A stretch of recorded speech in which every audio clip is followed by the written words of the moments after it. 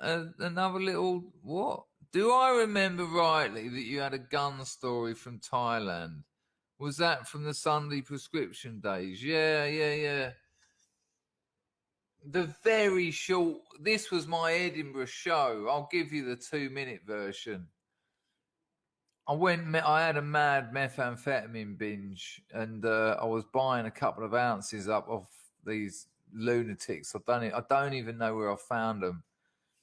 And I was in like this mad brothel with like naked children running around and meth heads all over the floor naked and just horrible, horrible. And I started because I'd been eating Valium by the 50 for breakfast.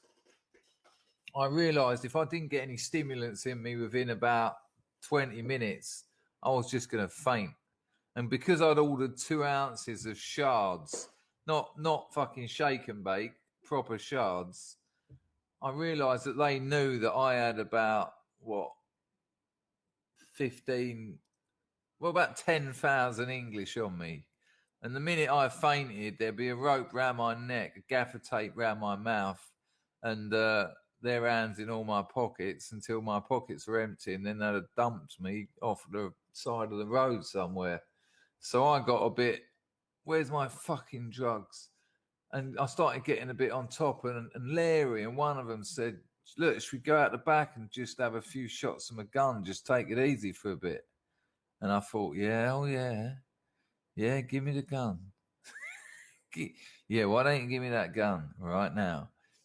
And as soon as he gave me the gun, I could feel by the weight of it, it was the full magazine. And I just went, and of course, all these half-dead prostitutes and children ran around the place like lunatics because there was this weird foreigner with one eye, had pontoon eyes. One was sticking and one was twisting, firing this gun. And they were going, what the fuck? What you do? What you do? Because they weren't trying to rob me at all. They were actually really nice people. They just happened to be drug addicts. And finally, the drugs turned up. I stuffed them up my ass using sellotape and Tiger Balm because they didn't have any cling film and Vaseline. It was one of the most painful things I'd ever done. And then the scooter journey home, which was bouncing that up and down, slowly moving it up into my lower intestine, and and when I got home, of course, I still had the shooter, which I put on the side table. Finally got the narcotics out. Weeks and weeks of more madness. And then when the woman whose hotel it was decided it was time to stop, she came in and chucked out all the lady boys, all the drug dealers, all the madness, the 4 televisions I had on playing this Japanese channel of like sexy Japanese women in hardly any clothes who just dance. That's it. I don't even know where I got the 4 tellies. I don't even know I got one telly from. The room didn't have a telly in it. She chucked away thousands and thousands of blister packs. There were lines of Viagra. I knew it was Viagra. A, you don't get cocaine in Thailand, and B, it had the little turquoise cover in it. There was a Glock. There was a cigar. There was about 5 cigars, actually, and a white linen suit.